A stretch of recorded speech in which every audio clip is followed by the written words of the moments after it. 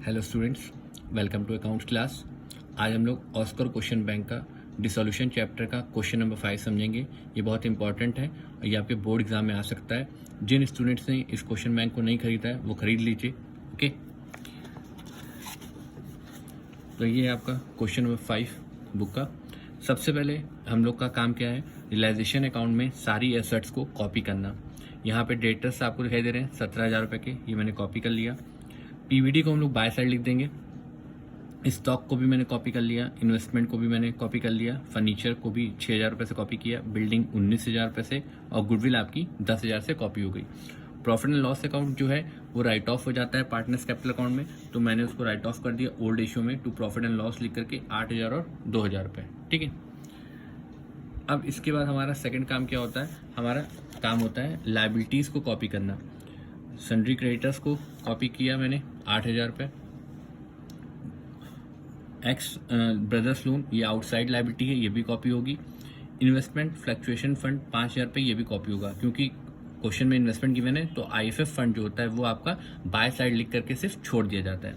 इसके बाद हम बाय बैंक अकाउंट जो है उसका एक हेड बना लेंगे बाय बैंक अकाउंट का। आप ब्रैकेट में सोल्ड लिख सकते हैं या एसेट्स रिलाइज लिख सकते हैं, मतलब जिस एसेट से आपको जितना रुपया मिल रहा है वो इस बैंक अकाउंट के हेड में आता जाएगा। तो आइए हम लोग लाइन से स्टार्ट करते हैं एडजस्टमेंट भी। सबसे पहले लिखा हुआ है एक्स एग्रीड टू पे of his brothers loan. X ने अपने भाई का लोन पेमेंट करेगा, मतलब एक्स जो पार्टनर है वो अपने भाई की लायबिलिटी की पेमेंट कर रहा है। तो आप क्या करेंगे, यहाँ पे टू बैंक की जगह पे क्या लिख देंगे, two X capital account bracket में एक्स ब्रदर्स लोन 8,000 रुपये। ठीक है, नेक्स्ट है आपकी डेटर्स ऑफ ₹5,000 प्रूफ बैड। जो डेटर्स थे 5,000 के वो बैड हो गए, मतलब उनसे अब हमें पैसा नहीं मिलेगा। डेटर्स कितने के थे, 17,000 रुपये के थे। अब हमें 5,000 रुपये नहीं मिलेंगे, मतलब 17 में से 5 चला गया तो हमें मिलेंगे कितने, 12,000 रुपये डेटर्स से मिलेंगे। नेक्स्ट एडजस्टमेंट है आपकी other assets realise investment 20% less. Investment से 20% लेस और गुडविल से 60%, गुडविल जो है वो 60% पे मिल रही है। ध्यान से देखिए, गुडविल एट 60%, मतलब गुडविल 60% पे मिलेगी और इन्वेस्टमेंट जो है वो 20% लेस पे मिल रही है। तो देखिए आपकी इन्वेस्टमेंट की वैल्यू है 25,000, इसका मतलब आपका यदि 20% कम पे मिल रही है तो इसका मतलब वो आपको 80% पे मिल रही होगी। तो इन्वेस्टमेंट का 80% निकाल लीजिए, 25,000 का 20,000 आएगा और गुडविल का आपका 60% जो है वो 6,000 रुपये आएगा, क्योंकि गुडविल की वैल्यू है 10,000 रुपये। ठीक है, नेक्स्ट है आपका one of the creditors ₹5,000 was paid only 3,000। इस लाइन की हिंदी क्लियर कर लीजिए। 5,000 वाले जो क्रेडिटर्स हैं उनको पेमेंट केवल कितनी होगी, 3,000 रुपये। सबसे पहले हम पेमेंट कर देते हैं। यहाँ पे आप लिख देंगे टू बैंक 3,000 रुपये। यहाँ पे आपको 6 दिख रहे हैं, मैं बताऊंगा 6 कैसे आया। पहले आप यहाँ पे 3,000 लिख दीजिए, ब्रैकेट में लिख दीजिए क्रेडिटर्स। और देखिए क्रेडिटर्स जो हैं 5,000 वालों को आपने 3,000 दिए, इसका मतलब जो क्रेडिटर्स थे 8,000 के अब कितने से कम हो गए, पहले 5,000 से कम हो गए, क्योंकि आपने 5,000 वाले क्रेडिटर्स को 3,000 में निपटा दिया। तो क्रेडिटर्स लेकिन 5,000 से ही कम होंगे। ठीक है, एक ध्यान रखिएगा, बुक वैल्यू से बुक वैल्यू लेस होती है। तो 8 में से 5 गया, बचे 3, और 3 के बारे में क्वेश्चन में कोई इन्फॉर्मेशन नहीं, इसलिए आप यहाँ पे टू बैंक के नाम से फिर लिख देंगे ब्रैकेट में क्रेडिटर्स 3,000। तो 3 + 3 कितने हो गए, 6। आप चाहें तो अलग अलग भी लिख सकते हैं और चाहे तो इकट्ठा 6,000 भी लिख सकते हैं। नेक्स्ट है बिल्डिंग पर ऑक्शन फॉर ₹30,000। बिल्डिंग को बेचा 30,000 में और बेचने के खर्चे हुए 1,000 रुपये। तो ध्यान रखिएगा, सेलिंग के खर्चे सेलिंग में सेल प्राइस से लेस होते हैं। तो 30 में से 1,000 गए, आपके 29,000 रुपीज़ आपके बैंक के हेड में आ गया, बिल्डिंग 29,000 रुपीज़।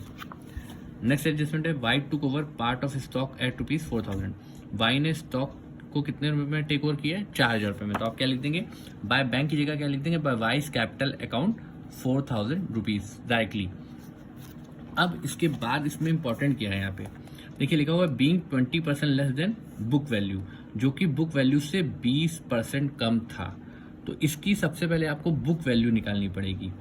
बुक वैल्यू इसलिए निकालनी पड़ेगी क्योंकि आपको बैलेंस स्टॉक से 50% मिल रहा है, तो बैलेंस स्टॉक निकालने के लिए आपको सबसे पहले बुक वैल्यू निकालनी पड़ेगी। जैसे कि मैंने पहले कहा था, बुक वैल्यू से बुक वैल्यू लेस होती है, तब पता चलता है रिमेनिंग एसेट्स की वैल्यू या रिमेनिंग क्रेडिटर्स की वैल्यू। ठीक है, तो सबसे पहले यदि ये 4,000 रुपये 20% कम पे था बुक वैल्यू पे, तो यदि आप सपोज कर लीजिए कि आपकी जो बुक वैल्यू है वो क्या थी, एक मिनट मैं आपको बता रहा हूँ करके। मान लीजिए बुक वैल्यू आपकी 100 थी, ठीक है, ये आपकी बुक वैल्यू है सपोज में, ये 20% लेस पे शो कर रही थी। इसका मतलब ये 80 पे कितना शो कर रहा था, 4,000। तो इसका मतलब एक के लिए क्या हो जाएगा, 4000 अपॉन 80 इंटू 100, क्योंकि इसकी ओरिजिनल वैल्यू कितनी आ गई 5000, मतलब इसकी बुक वैल्यू आ गई 5000। अब आपके जो स्टॉक की टोटल वैल्यू है वो यहाँ पे क्वेश्चन में दे रखी है 15,000 रुपये।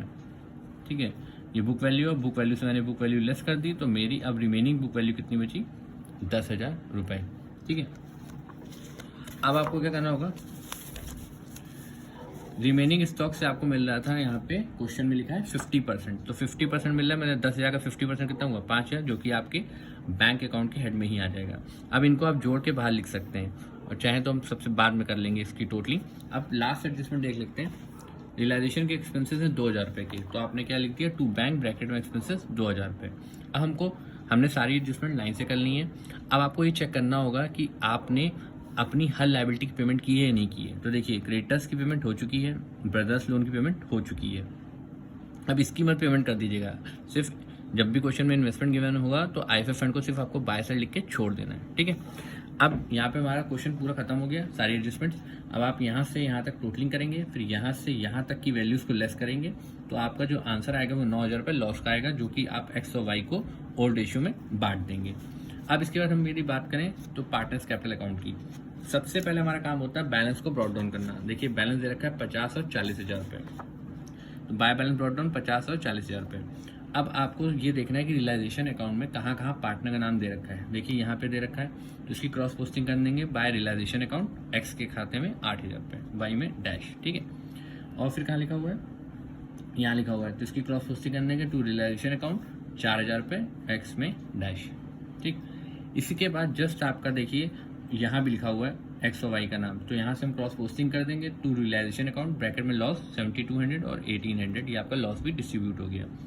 अब आप देख लीजिए कि कोई ऐसा फंड तो नहीं जो बांटना है, जैसे रिजर्व फंड, कॉन्टीजेंसी रिजर्व या WCR, तो यहाँ पे ऐसा कोई रिजर्व फंड नहीं दे रखा है, प्रॉफिट एंड लॉस भी नहीं दे रखा है, तो यहाँ पे कोई डिस्ट्रीब्यूट करने वाला आइटम नहीं दे रखा है। तो आप क्या करेंगे, इसमें कोई डिस्ट्रीब्यूट नहीं करेंगे, सिर्फ आपको इस अकाउंट को क्लोज कर देना है, और टू बैंक के नाम से क्लोज होगा। ये इसको 42,800 और 32,200 ये इनको फाइनल पेमेंट हो जाएगी। आप क्रेडिट में से जब डेबिट को लेस करेंगे तो यही आपका टू बैंक के सामने फाइनल वैल्यू आ जाएगी, और अकाउंट सामने सामने आपके क्लोज कर दिए जाएंगे।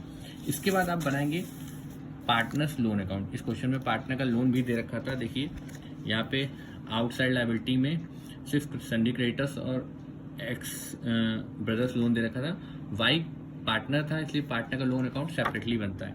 तो देखिए, पार्टनर का लोन अकाउंट सबसे पहले बैलेंस ब्रॉट डाउन किया और टू बैंक करके पेमेंट कर दी। क्यों? क्योंकि इसमें कोई भी इन्फॉर्मेशन पार्टनर के लोन से रिलेटेड नहीं है, इसलिए हम फुल पेमेंट कर देंगे।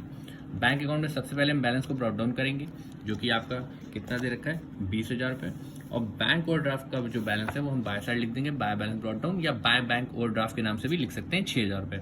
इसके बाद जहाँ जहाँ बैंक वर्ड लिखा है, देखिए एक तो यहाँ लिखा है, इसकी क्रॉस पोस्टिंग यहाँ हो गई बाय वाइज लोन अकाउंट के नाम से। ठीक है, इसके बाद देखिए यहाँ पे बैंक वर्ड लिखा है 72,000, इसकी भी हम क्रॉस पोस्टिंग करेंगे तो डेबिट साइड आएगी टू रियलाइजेशन अकाउंट। इस बात का ध्यान रखिएगा, जिस अकाउंट से हम क्रॉस पोस्टिंग करते हैं उस अकाउंट का नाम लिखा जाता है।